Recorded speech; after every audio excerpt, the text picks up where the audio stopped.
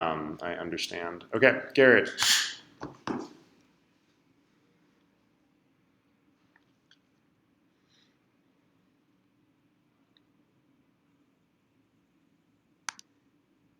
So Garrett, you really lift your head, like to breathe. Yeah. I mean, you can see like you can see both your goggles, and like I can see actually some space on the other side of your head. Um, Whenever you're swimming, the thing that I want you to focus on is when you turn your head to breathe, I want you to look across the water into the gutter. Like, so you see the gutters that line the side of the pool. Every stroke, I want you to be like, what's in the gutter? What's in the gutter? Like, really focus on there because that should help, like, keep your head down and just like look across the surface of the water with your top goggle. The other one I really want to keep down because what's going to happen is with like we were talking about before, your spine always wants to get to neutral. I mean, right now it's like this, but if you're lifting your head, it's gonna try to sweep down into that position, and so you're gonna be fighting it the whole way. So yeah, so that's one thing right off the bat. Excellent tent, however. Look at that. Look at this tent. It's perfect. It's just what we want. And then let's see how the other side goes. You are a hand bringer forwarder. You can see, so right now that upper arm is vertical. So what should be happening is the lower arm should be even with it right now.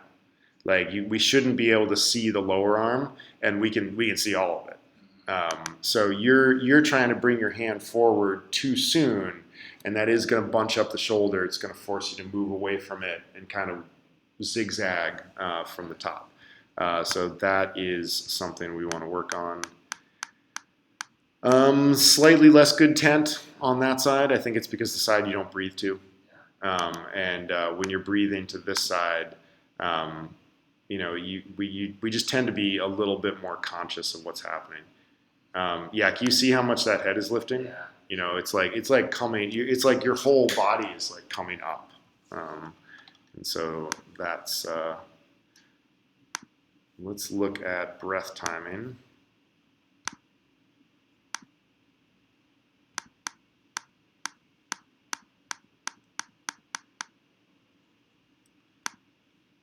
Okay, breathing, breathing, breathing, breathing, still breathing.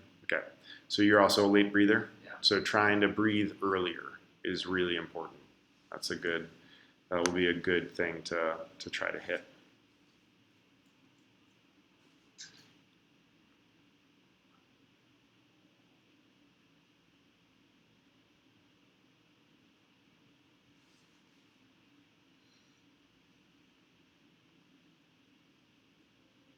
A lot of kicktastics today. It's very odd, actually. Kicktastics are something of a rare breed, and it's not often that you see two of them in one. The guys who came up with this program have like come up with all sort of like mental markers as well for the different swim types, and their one for kicktastics is that kicktastics always swim alone. um, so, but yeah, so you get a little bit of an overactive kick. Body positions not bad. You can see that like you sort of go in bits, right? Like you sort of come down to the middle of your rib cage. Things flatten out, and then there's sort of this like two-part thing going on. Is that because they lift the head so far Yeah, that's going to be part of it. There's a good amount of space between like your low back and your butt and the surface of the water. So trying to get those a little bit higher, that can be achieved usually just by like squeezing your core and your glutes and just trying to hold your hips a little higher in the water. Really thinking of this like taut, like imagine you've got like a piece, like a towel between your two hands here, and then you're going to stretch the towel by like pulling the good posture yeah, if I were holding these, yeah, so like it's like if I were holding something stretchy here, and I stretch it by basically thinking taller. by better posture. Other thing we look at here is that catch and pull. So just like Josh, you're keeping your hand a little bit up towards the surface of the water, and you're pressing down, pressing like this is your breath happening right now. You can see there's a big scissor kick going on back here. And it's only until like these last few frames that you start pushing on the water. So just like everybody else in here, I'm going to start like, I'm sounding like a broken record, that a lot of it is the catch and pull. But his entry is good. His entry was good. Straightens it out. His entry was good here when he wasn't breathing. So let's go back to let's look at this. So this is where the breath is happening. And you can see that entry is, he might have the tent, because his left side was the good tent. But then, no, his right side was the good tent. So you can really see that flat arm continues, and that you don't get into the hand below the wrist and the wrist below the elbow. And then the right side, which was the good angle, so we can see that. So good angle, things look good. But then you never commit to it, mostly because you probably just don't know to, but like we've got a great entry here. Where we'd love to see things go next is for that forearm to tip down into this position. And instead, what you're ending up doing is just keeping that arm straight like this, and then just rotating that through as your stroke. So like you're just taking that lever and just like doing that with it. And really, and what that's going to do is this whole first phase, that's all just going to be water pushed towards the bottom of the pool. And if we can get into that aspect of getting that elbow bent down like this, all of a sudden we've got that hand paddle and we're pushing water that way. So that's going to be more important. That's going to be good. Yeah, for you, I would also really want to see that kick quieted down. Yeah. I think that you're also like fighting, you're fighting some long legs. So, that's not working for you. You're really lean, and so like muscle sinks. Like you don't have much body fat to help keep you afloat. And so like those are things that, while very good on the bike and the run, is working against you a little bit from a body composition point of view in the pool. And so you're fighting that by kicking too much. So learning how to kick less is hard. It does require using the pull buoy more and really getting the front end propulsion going, but it has to be like a conscious, like kick less. You really got to think about it like all the time. Is it like an ABC thing where if I don't lift my head as much, then my butt doesn't sink as much, I don't have to kick as much? Exactly. Yeah. So I think the first thing for you is eliminating that head lift.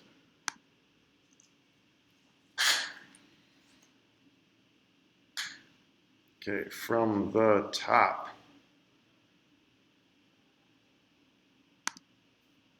So I'm going to slow it down and see if we can see some of that shoulder bunching and seeing you having to move away from it. Watch your spine. Do you see it like your spine isn't straight?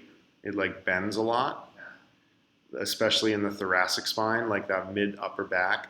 That's your body trying to get away from that shoulder tightness from bringing the hand forward too soon.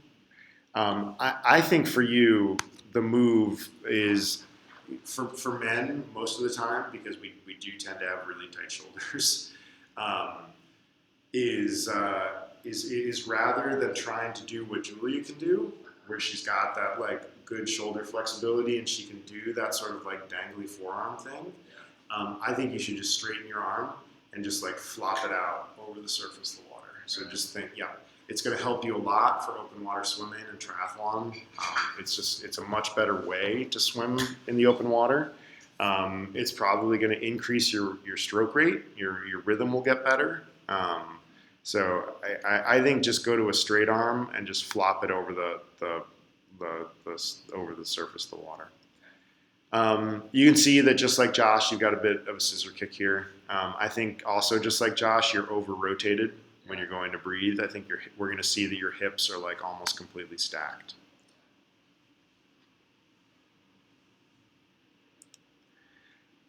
What we're looking at right now is a good example of a swimmer that isn't keeping their body taut and in a line. Like what you really want to go through the water like a pencil. And a lot of the time that takes just like some visualization work too. Like, using gear like fins and snorkels and buoys can really help.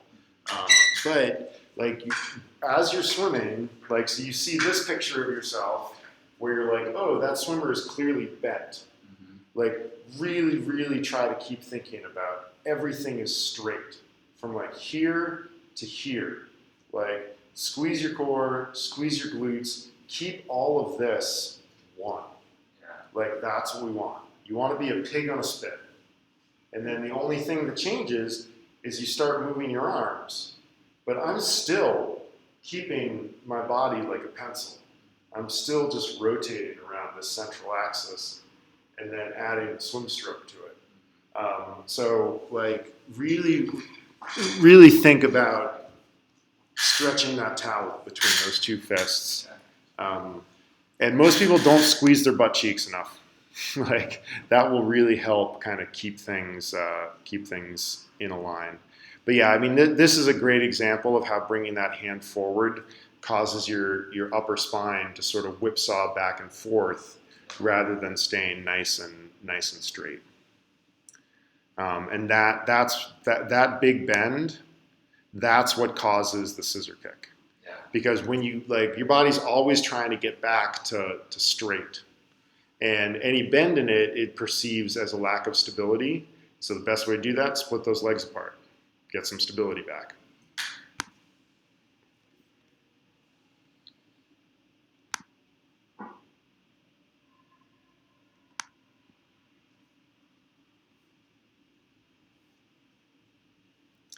All right, you breathe the other side, so we're not going to get much of bow wave there.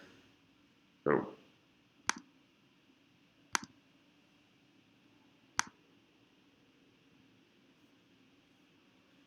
Okay, breath hold in.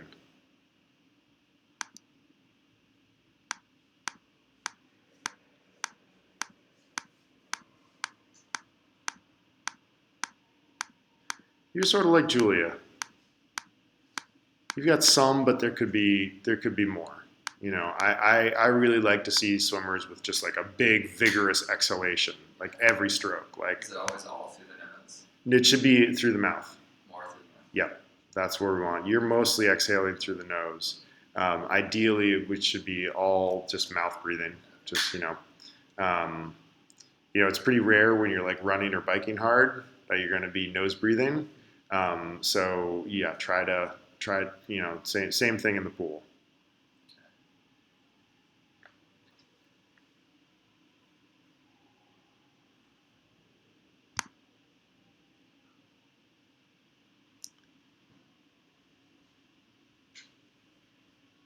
Okay, so this is a good example of what happens to the bow wave when you lift your head. So you can see that you're making some pile of water here. Like you can see that. There's that ripple that's pushing out.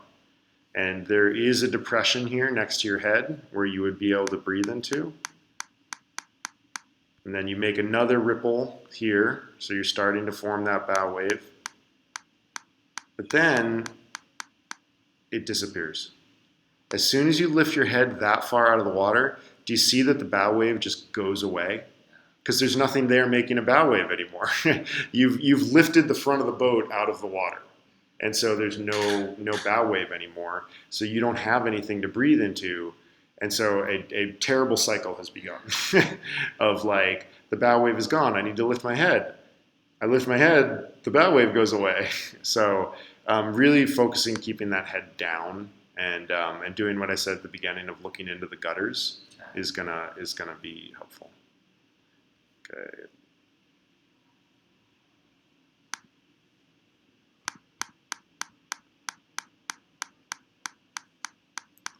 Yeah, I think just more exhalation. You do some. It'd be nice to see just a little bit more.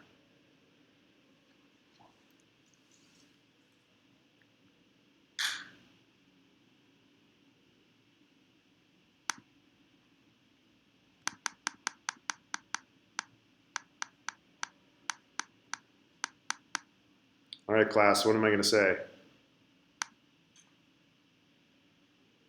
Angled arm. Yep. Too much or too little? It's too straight. It's too straight. Yep, exactly. Um,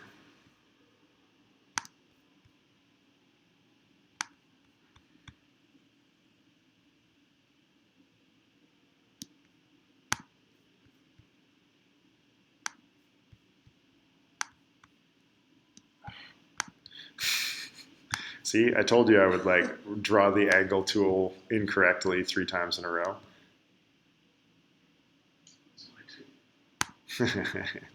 I really thought about it the last time. A little under rotated here. We want like 45 to 50 degrees. But yeah, the other thing is this arm is way too open. So always think about hand in line with the shoulder.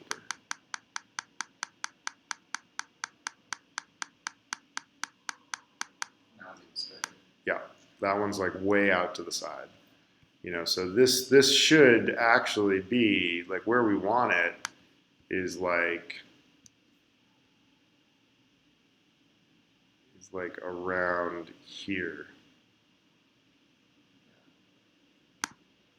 So underneath the shoulder. I think I want that. Oh, nice. My brain is starting to go.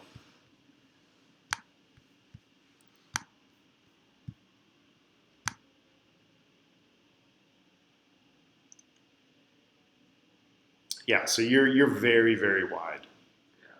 So getting those hands, getting those hands a little in closer to your shoulders is just gonna be more powerful. Because again, like you're moving the pivot point, you're moving the power point farther away from your body, and straightening the arm, so you're just not going to get much purchase on it. Whereas if it's underneath, it's right underneath the shoulder with a good bend, just like I showed Julie earlier, you can really get on top of it better. Any questions? So top 2 things is like look into the gutter. Yep.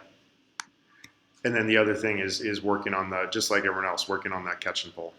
Yeah. Really, really focus. Use the buoy because you do kick too much. Really use a buoy and just groove that, like hand below the wrist below the elbow, good catch, boom, boom. And really think about that. So head lift, catch and pull, angle of the arms. Okay. Those are your 3 things. Awesome. Thank you. For sure. Great.